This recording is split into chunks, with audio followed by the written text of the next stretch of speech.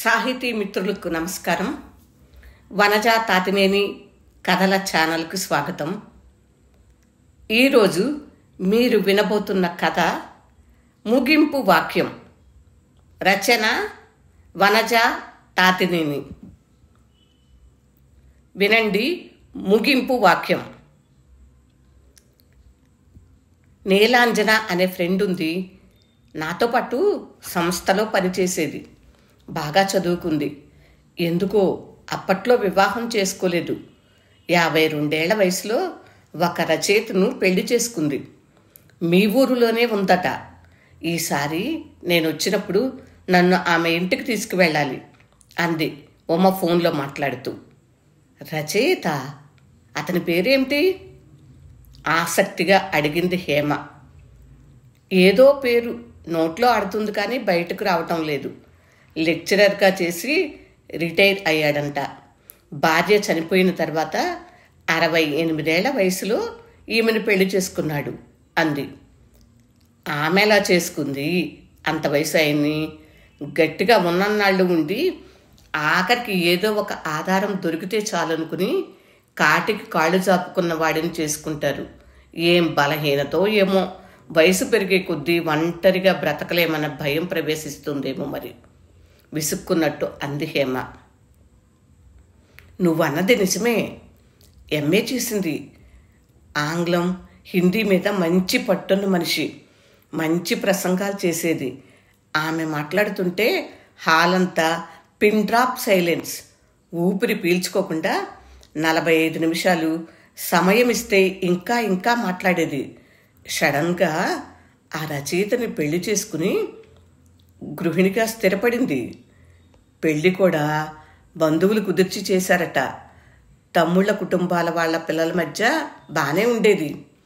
తర్వాత ఎందుకో ఉండలేకపోయింది. ఒకసారి వెళ్ళి చూసి రావాలి. నువ్వు తీసుకువెళ్ళాలి, తప్పదు అంది ఉమ. ముందు నువ్వు నీ కొలువికి సెలవులిచ్చి రావమ్మా. కనీసం 10 రోజులైనా ఉండాలి ఇక్కడ, లేకపోతే ఊరుకోను అంది హేమ. సరేలే, నీ ఉద్యోగం ఎలా ఉంది? బాగానే సంపాదిస్తున్నావు. బరువులు తగ్గాయి. ఇక పెళ్లి చేసుకోరాదు? ఈ రోజుల్లో అమ్మాయిలకు భలే డిమాండ్ ఉందిలే. అదే అబ్బాయిలైతే 30 దాటితే పెళ్ళవటం కష్టంగా ఉంది కానీ అంది హేమ. సుఖంగా ఉన్న ప్రాణానికి పెళ్లి ఆలోచన ఎందుకులే. ఇప్పుడు ఈ వయసులో చేసుకుని సాధించేదేముంది చెప్పు? చేసుకోదలుచుకుంటే సంస్థలో మాతో పనిచేసే వాళ్ళనే చేసుకుంటాను. ఆలోచన విధానం దగ్గరగా ఉంటుంది. కాస్త సేవ చేసేందుకు అనుమతి ఉంటుంది అంది. అయితే ఆలోచనలు కలిస్తేనే పెళ్లి చేసుకుంటానంటావు? ఎక్కడో అయిన వాళ్లకు దూరంగా మెయిడ్గా పనిచేసే బదులు మంచి స్థితిపరులైన రెండో సంబంధం వాడిని చేసుకుని సుఖపడటం నేర్చుకో అని అమ్మ గొడవ పెడుతుంది. 2-3 సంబంధాలున్నాయి కూడా. నా మనస్తత్వం నాకు తెలుసు. ఆలోచనలకు ముళ్ళు గుచ్చుకుంటే పోట్లాడతాను. అదే మనసుకు గుచ్చుకుంటే నొచ్చుకుని దూరంగా జరుగుతాను. ముడుచుకుని ఒంటరినైపోతాను. నాలాంటి వాళ్ళకి పెళ్ళి అవసరమా? నీకు అవసరం లేదేమో కానీ లోకానికి అవసరం. రెండో పెళ్లి చేసుకునే పురుషుల క్యూ చాంతాడంత ఉంటుంది. పాపం వాళ్ళపై జాలి చూపిస్తావని చెప్తున్నా అని కొంటెగా అంది హేమ. మరీ చిన్నపిల్లవైపోతున్నావు అంటూ హేమ వీపుపై గట్టిగా చరిచింది. ఆడదానికి పెళ్ళి అనే బలపడటానికి వయసుతో పనేమి లేదులే. 60 ఏళ్ళు వచ్చాక కూడా పెళ్లి సంబంధాలు వస్తున్నాయి. అంత డిమాండ్ ఉంది. దిగులు పడకు అంది హేమ మళ్ళీ కొంటిగా. ఉమ్మకి ఆ మాటల్లో లోతు అర్థమై ఆపకుండా నవ్వింది. ఇలాగే నవ్వు. నీ నవ్వు చూసి ఎవరో ఒక బాలాకుమారుడు ఏదో ఒకనాడు నిన్నెత్తుకుపోయి తన వంటగదికి పట్టమహిషిని పడక గదికి వేసేను చేస్తానంటాడు చూడు అంది హేమ. ఆ ఊబిలో నేనెప్పుడు పడనులే కానీ ఒకసారి నీలాంజన దగ్గరికి వెళ్ళి వద్దాం ప్లీజ్ ప్లీజ్ వేడుకుంది. ఎందుకు? తన అనుభవాలు చెప్తుందని తెలుసుకోవాలనే ఆసక్తి కదా నీకు? మొత్తానికి గ్రౌండ్ వర్క్ బాగానే చేస్తున్నావు. అయితే త్వరలో పొప్పన్నం పెడతావు అంది హేమ. అదేమీ కాదులే. చాలా సంవత్సరాలైంది చూసి. మంచి మనిషి. వెళ్ళాలి తప్పదు అభ్యర్థనగా చూసింది ఉమ. తన దగ్గరున్న నీలాంజన్ నంబర్కు ఫోన్ చేస్తే గుర్తుపట్టి సంతోషంగా మాట్లాడింది. ఇంటికి రమ్మని ఆహ్వానించి 10 ఏళ్లకు పైగానే అయిందిగా నన్ను చూసి, గుర్తుపడతావో లేదో నాకు శరీరం అంతా సొరియాసిస్ వచ్చింది అని చెప్పింది. అయ్యో అలాగా అని ఊరుకుంది ఉమ. 4 రోజుల తర్వాత వీలు చూసుకుని నీలాంజన చెప్పిన అడ్రస్కు చేరుకుని కాల్ చేస్తే 3 రోజుల నుండి హాస్పిటల్లో ఉన్నాం, భర్తకి బాగోపోతే హాస్పిటల్లో జాయిన్ చేశాను అని చెప్పింది. హాస్పిటల్ వివరాలు తెలుసుకుని ఇద్దరూ అక్కడికి వెళ్ళారు. అతను ఐసీయూలో ఉంటే ఆమె క్యారిడార్లో పడిగాపులు పడుతూ కనిపించింది. ఎలా ఉండేవారు నీలాంజన, మిమ్మల్ని ఇలా చూస్తానని ఎన్నడూ అనుకోలేదు అంది సానుభూతిగా చూస్తూ ఉమ. 2 ఏళ్ల నుండే ఇలా మొదలైంది అంది విచారంగా. విపరీతమైన మానసిక ఒత్తిడి ఉంటేనే సొరియాసిస్ వస్తుందని డాక్టర్స్ చెప్తుంటే వింది హేమ. ఆమె కూడా ఆ జాబితాలో మనిషిని గ్రహించేసింది. మీరు కష్టంలో ఉన్నారు, రాకూడని పరిస్థితుల్లో వచ్చినట్టున్నాము, క్షమించండి అంది హేమ. పర్లేదండి, అభిమానం ఉండబట్టేగా వెతుక్కుని మరీ వచ్చారు. ఉమ కూడా ఎక్కువ రోజులు ఉండటానికి వీలవుతుందో లేదోనని రమ్మన్నాను. మీ వారి వయసు మరీ అంత మీద పడలేదు, ఇంకొంతకాలం జీవిస్తే మంచి సాహిత్యం వస్తుందేమో ఆయన కళ నుండి అంది. ఒకప్పుడు మీలాగానే నేను భ్రమపడిన దాన్నే. నీళ్ల గురించో, ఆడదాన కన్నీళ్ల గురించో, పన్నీరు గురించో ఆకట్టుకునే కథలు వ్రాయగలరు, కానీ భార్యని బాధించిన వాళ్ళుంటారా అంది నిర్లిప్తంగా. గాలి జ్వరబడిని హాస్పిటల్ క్యారిడార్లో వరుస కుర్చీలలో కూర్చుని తన మనసు బుక్కపోతని స్నేహితురాలు బొమ్మ ముందు దూసిపోసింది నీలాంజన. రెండో పెళ్లి చేసుకునే పురుషుడు చెప్పే అతిశయాల ముందు సినిమా పాటల్లో ప్రేమికుడు పాడే అతిశయాలు కూడా పనికిరావనుకో. హేమకు ఆ మాట వింటుంటే ప్రియా ప్రియా చంపొద్దే అనే పాట గుర్తుకొచ్చి పెదవులపై నవ్వులు విరబూశాయి. నీలాంజన చెప్పుకుపోతుంది.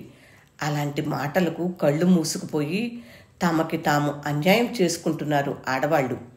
ఈయన విషయానికి వస్తే రచనలు ఆదర్శంగా ఉంటాయి కదా, మనిషి కూడా అలాగే ఉంటాడనుకున్నా. మొదటి పరిచయం గుడిలో. నా అవివాహ జీవితాన్ని గురించి మాట్లాడి జీవితాన్ని పండబెట్టుకోవాలి కానీ ఎండబెట్టుకోకూడదు అని చెప్పాడు. నీ సంపాదనకు అలవాటు పడ్డ మీ వాళ్ళు నీకు పెళ్లి చేసే ఆలోచన ఉన్నట్టు లేదు. నువ్వు బిడియాలను వడకట్టేయాలి, కావాల్సిన దాని కొరకు పెదవి విప్పాలి అని ఉద్బోధ చేశాడు. తరచి చూసుకుంటే కొన్ని మాటలు సత్యానికి దగ్గరగా అవును కదా అనిపింపచేశాయి. ఇక ఆలస్యం చేయకూడదనుకున్నాను. నిలువున పూచిన కొమ్మనై అతని దరిన చేరాను.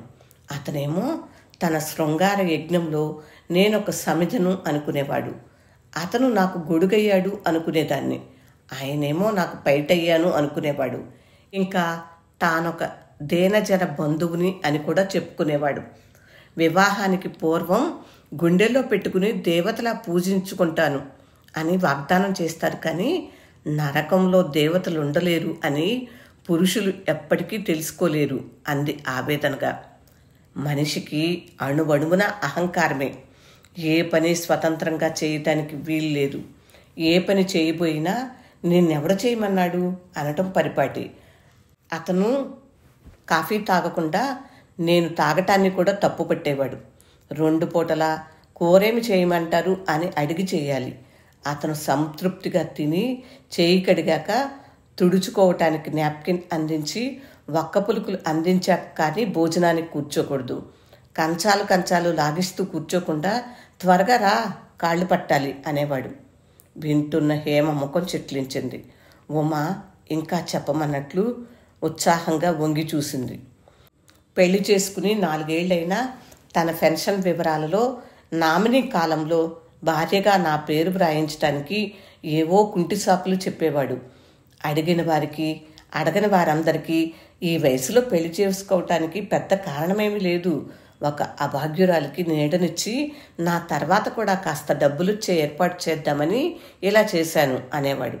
ఈ వయసులో నాకు పెద్ద కోరికలేముంటాయి, అన్నీ ఆమెతోనే కడతేరిపోయాయి అనేవాడు కాస్త వైరాగ్యం నటిస్తూ. అతని అభ్యుదయపు కబుర్లు విని విన్నావు కదమ్మా, ఆయన్ని బాగా చూసుకో, పిల్లా జల్లా కూడా లేరు, మనసులో మాట చెప్పుకోవటానికి 4 రోజులుండి రావటానికి అని అనేవారు ఆ వచ్చిన వాళ్ళు. నేనే ఆఫీస్ చుట్టూ తిరిగి వివరాలిచ్చి నామినీ పేరుగా ఎంటర్ చేసుకుని వస్తే, నీకు అన్నీ బాగా తెలిసే, బాగానే పనులు చేయించుకోవటం కూడా తెలుసు, లంచంగా ఏమిచ్చావు, ముద్ద కౌగిల అని అసహ్యంగా మాట్లాడేవాడు. తరచూ నా ఆస్తిలో చిల్లిగవ్వ కూడా దక్కనివ్వను నీకు, అనాథ శరణాలయానికి రాసేస్తాను అనేవాడు. రచయితలు కూడా ఇలాగ ఉంటారా అని ఆశ్చర్యపోయేదాన్ని అని వాపోయింది నీలాంజన. రచయితల్లోనే పైత్యం ఎక్కువ కనపడుతుంది ఇప్పుడు. సంప్రదింపు మార్గాలు సులువయ్యాక ఓ రాయేసి చూద్దాం అనుకోవటం మొదలెట్టారు. నా అనుభవంలోకి వచ్చిన 2-3 గురించి చెబుతాను వినండి అంది హేమ. పత్రికలో వచ్చిన కథ బాగుంది అంటూ ఒకతను ఫోన్ చేశాడు. అతను కూడా ఒక రచయిత అంట. బోలెడంత లిస్టు చెప్పాడు. అందులో నేను చదివినవి ఉన్నాయి. అందుకనే అప్పుడు కాస్త ఎక్కువగా మాట్లాడాల్సి వచ్చింది. కొన్నాళ్లకి మళ్ళీ ఫోన్ చేశాడు. కథల గురించే అన్నాడు. వ్యక్తిగత వివరాలు అడిగాడు. విడోని అని పిల్లలు దూరదేశాల్లో ఉన్నారని చెప్పాను. దాచుకోవాల్సింది ఉందని తర్వాత తెలిసింది. మళ్ళీ కొన్నాళ్లకు ఫోన్ చేసి తను విడోవర్ అని, మీకు అభ్యంతరం లేకుంటే ఒక విషయం అడుగుతాను అన్నాడు కాస్త సంస్కారంగా. అడగండి అనగానే, మిమ్మల్ని వివాహం చేసుకోవాలనుకుంటున్నాను అన్నాడు. కోపం తన్నుకొచ్చింది. వాడికి నా వాసం గ్రాసం గురించి ఏమైనా చెప్పానా? ఎంత ధైర్యం! తమాయించుకుని, క్షమించండి, నాకు అలాంటి ఆలోచన లేదు అని సున్నితంగా ఫోన్ పెట్టేశాను. వాడు తర్వాత కూడా ఫోన్ చేస్తూనే ఉన్నాడు. బ్లాక్ లిస్ట్లో పెట్టేశా. అలాగే ఇంకొక అతను, పేరు చెప్పనులే, గవర్నమెంట్ సర్వీస్లో ఉన్నాడు. సాహితీ ప్రియుడైతే మనసారా అభినందించక మానం. కానీ ఆ ముసుగేసుకుని వేటాడే రకం. ఏదో ఒక సాహిత్య కార్యక్రమంలో చూసి వివరాలు సేకరించాడు. మిమ్మలను చదివాను. ఓ పిల్ల తెమ్మెర తాకితే చాలు మీ చూపులను గుర్తుకు తెచ్చింది అంటూ పైత్యం వెళ్ళగక్కాడు. కవి కదా మరి. మరొక రోజు మన వేవ్ లెంగ్త్స్ కలుస్తున్నాయి. మిమ్మల్ని చూసే కొలది నాకేదో స్పిరిట్ ఇంజెక్ట్ అవుతుంది. నా జీవితకాలమంతా వెతుకుతున్నాయి ఇటువంటి వ్యక్తి కోసం. మీరు అంటే ఫ్లాట్, కార్ అన్నీ ఏర్పాటు చేస్తాను. మనసైనప్పుడు కలుస్తూ ఉంటాను అని రహస్య నెంబర్ నుండి మెసేజ్ పెట్టాడు. అసహ్యం వేసింది. ఇలా మీ ఏర్పాట్లలో మీరుంటే మీ భార్య తనకు వేవ్ లెంగ్స్ కలిసే వాళ్ళ కోసం వెతుక్కోవచ్చు. జాగ్రత్త అండి అన్నాను. ఈ చిత్తకార్తె కుక్కల సొంగలు ఫోన్ ద్వారా ఇలా కారుతూ ఉంటాయి. ఆడది ఒంటరిగా ఉంటుందని తెలిస్తే చాలు, పడక గదికో వంటగదికో పనికొస్తుందని చిత్త చాపల్యమో 4 చాపల్యమో గుర్తుకు వస్తాయి ఇలాంటి వాళ్ళకి అని కసితీర తిట్టింది హేమ. కాసేపు మౌనం రాజ్యమేలింది. చెవి పక్కన తలా నుంచి చిన్నగా, ఇలా జరిగిందని నాకెప్పుడు చెప్పలేదే అడిగింది ఉమ. నువ్వు మంచి మనిషివని అనిపించలేదు, అందుకే చెప్పలేదు అంది హేమ వాతావరణాన్ని తేలిక చేయాలని. మళ్ళీ కొనసాగిస్తూ, ఇంకొకరి అనుభవం కూడా చెబుతాను వినండి అంది ఉమ. ఆమె తొలిమలిగా కథలు వ్రాస్తున్న రోజులు. ఆమె వ్రాసిన కథకు మంచి పేరు వచ్చింది. ఒక సాహిత్య బాంధవుడు ఆమెను కలిసి మాట్లాడాడు. మీరేదో వార్షిక కథల సంకలనాలు వేస్తారటగా, అందులో నేను రాసిన కథ వేయటానికి అవకాశం ఉంటుందా అని అడిగిందట. అప్పటికి అతను నవ్వి ఊరుకున్నాడు. మర్నాడు ఆమె పనిచేస్తున్న ఆఫీస్ నెంబర్కి ఫోన్ చేసి, నీ కథను తీసుకుని డిన్నర్కు రా, మంచి చెడ్డ మాట్లాడుకుందాం అన్నాడట. ఇదేమిటి ఇలా అంటున్నాడు, కనీసం ఫ్యామిలీతో కలిసిరా అని అనకుండా ఒంటరిగా రమ్మంటాడేమిటి? కథన గురించి నాతో చర్చించేదేముంటుంది? ఆ కథపై అప్పటికే వేదికలపై బోలెడంత చర్చ జరిగింది అనుకుని అనేక అనుమానాలతో వెళ్లకుండా ఉండిపోయింది. అప్పుడే కాదు, తర్వాత ఎప్పుడూ కూడా ఆమె కథ ఆ సంకలనాలలో రాలేదు అని చెప్పింది. అంతలో, పిన్ని, ఏవో మెడిసిన్ కావాలి అంటున్నారు, వెళ్ళి పట్టుకొస్తాను అంటూ వచ్చింది ఒక యువతి. నీలాంజన హ్యాండ్ బ్యాగ్ తెరిచి కొంత డబ్బు ఆమెకి ఇవ్వబోయింది. భలేదాని పిన్ని, ఈ మాత్రం నేను ఖర్చు పెట్టకూడదా? నువ్వు తొందరపడి నగలు అమ్మేసి డబ్బులు తెచ్చావు. ఆయన అదృష్టం అది. జీవితాన్ని పంచుకోవటానికి వచ్చిన మీరిద్దరూ కూడా కర్పూరంలా కరిగిపోయే గుణం ఉన్నవారు అని లిఫ్ట్ వైపు అడుగులు వేసింది. అదేమిటి, మీ ఒంటి మీద బంగారం అమ్మేశారా? ఆశ్చర్యపోయింది ఉమ. మరి ఏం చేయను, ఏటీఎం కార్డు కనపడుతున్నా ఏమీ చేయలేకపోయాను, పిన్ నెంబర్ కూడా తెలియదు అంది నిస్సహాయంగా. ఎవరామె, ఏమవుతుంది మీకు? మళ్ళీ ఉమ ఆరా. పెంపుడు కూతురు, మొదటి భార్య చెల్లెలి కూతురు, బెంగళూరులో ఉంటుంది, ఉద్యోగానికి సెలవు పెట్టి వచ్చింది. మా పెద్దమ్మను కూడా క్షణక్షణం ఇలాగే సాధించి పెట్టేవాడు. పుణ్యాత్మురాలు, జబ్బు చేసి ఈ బాధల నుండి విముక్తి పొందింది అంటుంది ఎప్పుడు. అసలేం జరిగిందంటే 10 రోజుల కిందట బ్యాగుకు బట్టలు సర్దుకుని వెళ్ళిపోయాడు. అభిమాని నడుపుతున్న వృద్ధాశ్రమంలో ప్రశాంతంగా బ్రతుకుతానని. వేసుకునే మందులు కూడా చేతిలో పెడితే కానీ మింగని ఆయనకు వేడివేడిగా రుచికరంగా ఎవరండి పెడతారు అక్కడ? గంట మోగినప్పుడు వెళ్ళి కూర్చుని తిని రావటం, సౌకర్యాలు లేకపోవటం చూసి విసుక్కుంటుంటే, ఇక్కడ ఇలాగే ఉంటాయి, మీకు ఇష్టమైతే ఉండండి, లేకపోతే దయచేయండి అన్నాడట ఆ శిష్యుడు కమ్ అభిమాని. వెంటనే పెట్టి సర్దుకుని వచ్చేశాడు. నేను వివరాలేమీ అడగకుండా మామూలుగానే వేడినీళ్లు పెట్టి స్నానం చేస్తుంటే ఒళ్ళు రుద్ది గబగబా వంట చేసి వడ్డించాను. తిని త్రేపుతూ అక్కడ ఇలా జరిగింది అని చెప్పి, మళ్ళీ నీ పాపిష్టి చేతి కూడు తినాలని నాకు రాసిపెట్టి ఉంది, అందుకే వచ్చానన్నాడు. 12 ఏళ్లలో ఎన్నడూ ఎదురు మాట్లాడని, ఎప్పుడు ఒక మాట కూడా అనని నేను కడుపు మండి, మరెందుకు వచ్చారు? ఆ బ్యారేజ్ ఎక్కి కృష్ణలో దూకే పని కదా అన్నాను. నా వైపు క్రోధంగా చూసి వేలు చూపిస్తూ, నువ్వెవరివే నన్ను చావమని చెప్పటానికి కూడా అర్హత ఉండాలి, అది తెలుసుకో ముందు అని అంటూ చొక్కా తడుక్కుని కిందకు వెళ్ళారు. కాసేపటి తర్వాత వచ్చి పడుకున్నారు. నేను పుస్తకం చదువుకుంటూ హాల్లో పడుకున్నాను. ఓ గంటన్నర తర్వాత మందులిద్దామని గదిలోకి వెళితే నురగలు క్రక్కుతూ కనపడితే కంగారు పడి అంబులెన్స్కి ఫోన్ చేశాను. పక్కనే కొత్త నిద్ర మాత్రలు చేసా ఖాళీగా కనపడింది. ఆయన తమ్ముళ్లకు ఫోన్ చేశాను.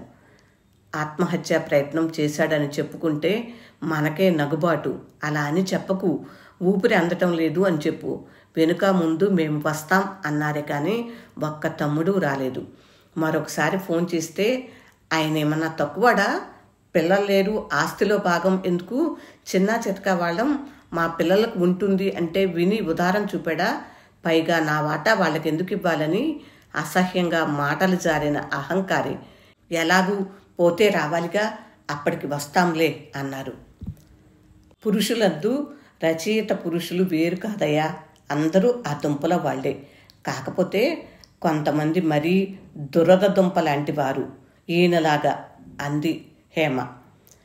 కట్టుకున్నవాడి ఎలాంటి వాడనేది కాదు, మగవాడితో ముడిపడిన ప్రతి ఆడదాని కదా కంచికెళ్ళని కథే కదా, కాటికెళ్లేదాకా వాడి చుట్టూరే తిరుగుతూ ఉంటుంది నిర్వేదంగా అంది నీలాంజన. ఉమను ఎలాగోలా పెళ్లికి ఒప్పించమని వాళ్ళమ్మ చెప్పిన విషయాన్ని ఇంతటితో మర్చిపోవాలనుకుంది హేమ. ఆ సాయంత్రానికి 4 డాక్టర్లు 3 రోజుల విశ్వప్రయత్నం తర్వాత అతనిప్పుడు సేఫ్, మీరు వెళ్ళి చూడొచ్చు అన్న డాక్టర్ మాట నీలాంజన కళ్ళల్లో వెలుగురేఖను గీసింది. నీలాంజన భర్తను చూడటానికి వెళ్ళబోతుంటే, నువ్వు కూడా వెళ్ళు అని ఉమ్మ వైపు చూసి సైగ చేసింది హేమ. ఇలాంటి దుర్మార్గుడిని చూడటానికి అసహ్యం వేస్తుంది, నేను వెళ్ళను కానీ నువ్వు వెళ్ళు అంది ఉమ్మ గుసగుసగా.